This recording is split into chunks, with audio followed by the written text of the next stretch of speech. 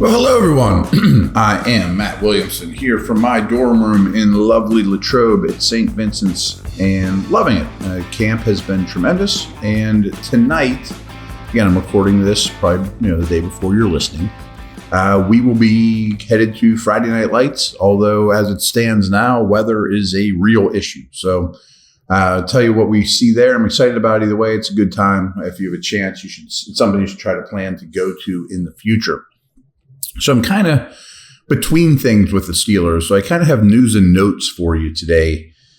And it starts with just passing touchdowns. I mean, I know we've talked about this, but I can't believe it's not brought up more often. I mean, it's remarkable how poorly or how little the Steelers have been able to throw the ball in the end zone for completions. I mean, last year, 17 games, they threw 13 touchdowns collectively, the whole team, 13 passing touchdowns. The year before was 12. 12. I mean, you've had 25 passing touchdowns in your last 34 regular season games. You've had pretty good receivers too. Freiermuth, Pickens, Deontay, etc. I mean, that is insane to me. 25 over the last 34. Hideous. I mean, it's really not talked about enough.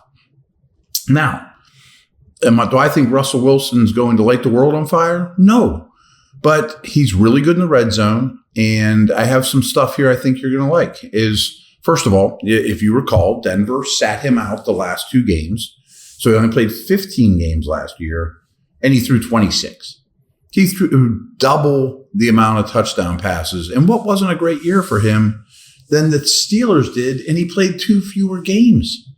And just watching him here, he's so much more decisive and understands the red zone and how things constrict and how you have to be accurate and anticipate even more than the other areas of the field.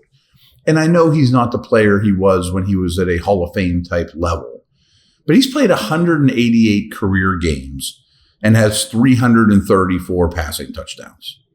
Remember, Steelers had 25 in their last 34. It's nuts. So, taking this a step further, I pulled this from some fantasy stuff. And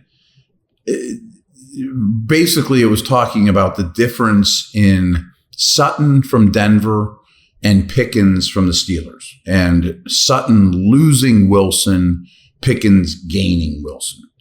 So, Sutton was third in the league in red zone fantasy points, despite ranking 20th in expected points. Now, I know that might not sound like a real easy thing to discern for you, but if he's used as a starting, wide receiver, he should be 20th in points scored in the red zone, but he was third. So 47% of his red zone targets, 8 out of 17, went for touchdowns. That was the highest rate of his career. Previous to that, it was only 25%. And this is because of Wilson. Sutton had 8 red zone touchdowns last season over 7, after 7 over his first 5 years in the league. So it's not even like he's phenomenal at this. He converted 60% of his red zone targets after a 25% rate entering last season. So what they say is, no matter what you think of Russell Wilson at this stage of his career and the player he has become, Wilson is still easily the best quarterback that Sutton has played with, which brings us to George Pickens, because he will easily be the best quarterback that George Pickens has played with in his career. So it's also pretty easy to draw some parallels between Pickens and Sutton and the style of receiver they are. This isn't Deontay. This isn't a small receiver. This is a similar style. So Pickens was 55th in expected points in the red zone last season and was even worse in terms of what he scored. He was 72nd amongst all wide receivers in fantasy points scored in the red zone. Khalif Raymond was ahead of him. So how about this? This is what blew me away, and this is why I wanted to bring it up. So through 2 NFL seasons, Pickens has only converted 2 out of 11 end zone targets for touchdowns. Both those numbers are horrendous. He's been in the league 2 years and only has 11 end zone targets despite what he brings to the table, even his rookie year when he was super raw. And they've converted only 2 of them. 2 end zone targets in his whole career. He did that yesterday in practice. You know what I mean? Like, that should happen like crazy. So along those lines, the only players with more targets in the end zone and a lower conversion rate over that 2 years is Chris Godwin, okay, and Deontay Johnson. So what's the theme here? Is it Johnson and Pickens, or is it the quarterbacks? It's quarterbacks. So over those past 2 seasons, Kenny Pickett ranked 29th out of 33 quarterbacks in inaccurate throw rate in the end zone. 29th. Over just last year, Pickett was dead last in that category, and Wilson was 11th. Enough said, right? I mean, I think that pretty much sums it all up. I mean, passing touchdowns are important. I mean, on the air here, I make the joke all the time. Be like, well, it'd be nice if you had passing touchdowns. Yeah, it'd be nice if you had passing touchdowns, and I think they will. BetOnline's number one source for all your summer sports this season, from Major League Baseball, golf, and many more. All the latest stats, news, and scores available to follow your favorite teams. Get the latest odds and lines, including the latest team matchups, player props, and odds on just about every sport out there. Head to the website today or use your mobile device to get in on the action. Bet online, where the game starts.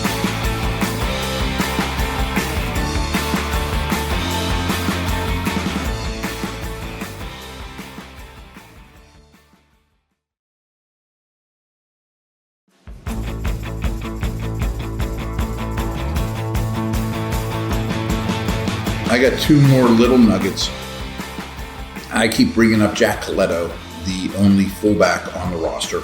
And one of my big questions, I think he's going to make the team, or a fullback of some sort, because as much snap time or as much practice time as they've dedicated to a true fullback being on the field. And I'm excited for you to see this in the preseason. I think you're going to see I formation, old school, pave the way for Najee Warren by Coletto. And he's a physical guy, comes from the Niners who use, fullbacks heavily. What I don't know, and it's just a total unknown to me at this point, is he good enough on special teams to be a core guy for Danny Smith? And I get the impression he is, but I need to do more homework on it. And I told you I will, and I still am, because I haven't had a lot to go off of. Friday Night Lights will go a long way. Preseason will go a long way. But he was a starter, so to speak, on kickoff return. And what I found out today is in college, as recently as college, he has a linebacker history as well. So it would shock me if he's not able to tackle and do special teams things. So good news on that front. I've been kind of monitoring, can Coletto be a special teamer or not? Last thing that kind of went underreported, I just dug up here, is the Steelers did something with Cole Holcomb's contract. And I'm not a great contract guy, but I saw this on Twitter that here's the wording. They added $3.1 million in 2024 split and base guarantees for Cole Holcomb with renegotiation, in addition to a $4.92 million total guaranteed from 2023 contract. What the heck does that mean?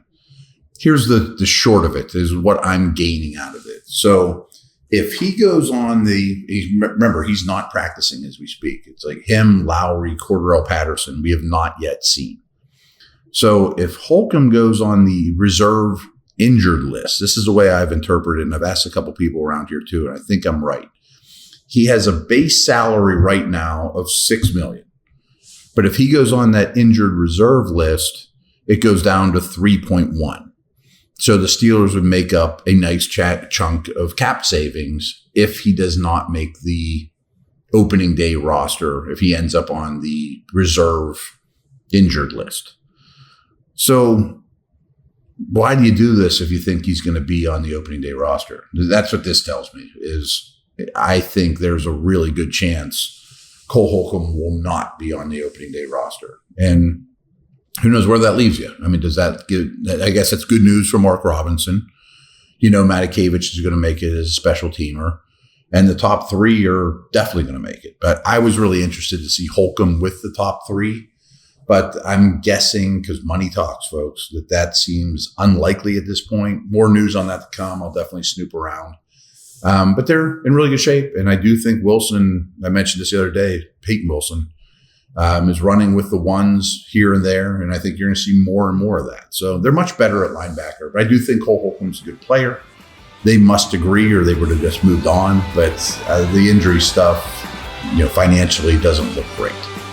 All right. We'll talk soon. Over and out.